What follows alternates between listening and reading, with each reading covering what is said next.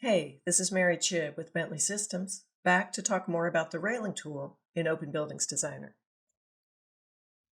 Continuing with my kit of parts for railings, today I'm going to talk about profiles for rails. Now I've created a Railing Profiles project cell library. Note that the naming of these cell libraries is important. This one, for instance, needs to start with Railing Profiles, no spaces. The default configuration is set to find Railing Profiles in any library that starts with the phrase Railing Profiles. Now each profile created will be a model within this file or cell library. Profiles are probably the easiest portion of the rail to create, as it is just a 2D profile that is extruded horizontally along the length of the railing. But I would like to point out a few things to keep in mind as you create them. Let's take a look at the first one here, which is a round cap. Note that this is simply a closed shape on the default level. Family and part information, along with symbology and rendering material, will be added later in railing settings, when the profile is used in a particular railing.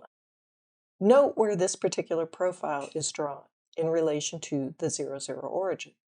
The 0, 0 origin will be the placement point of the rail, so by putting the origin at the top of the shape, I can easily define the height of the railing cap in the railing settings.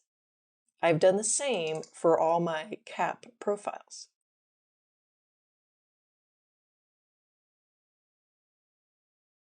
Then I have other profiles of various shapes and sizes in which I have used the center of the profile as the origin. These profiles are intended to be used as rails within the railing or as handrails, and so the base offset might make more sense if it goes to the center of that rail. And I have several different shapes of different sizes. And in the case of a base profile that I know will run along the bottom of a railing, I located the origin at the bottom of the profile so that when I define a base offset, it is to the bottom of the profile.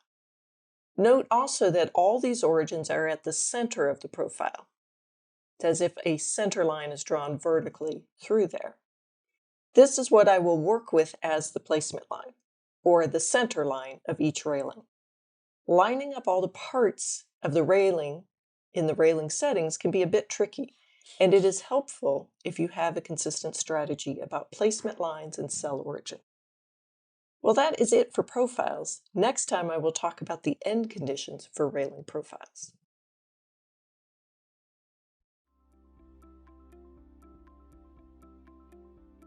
If you found this video helpful, please give it a like. If you want to see more such series, consider subscribing to our channel. Thank you, and see you next time.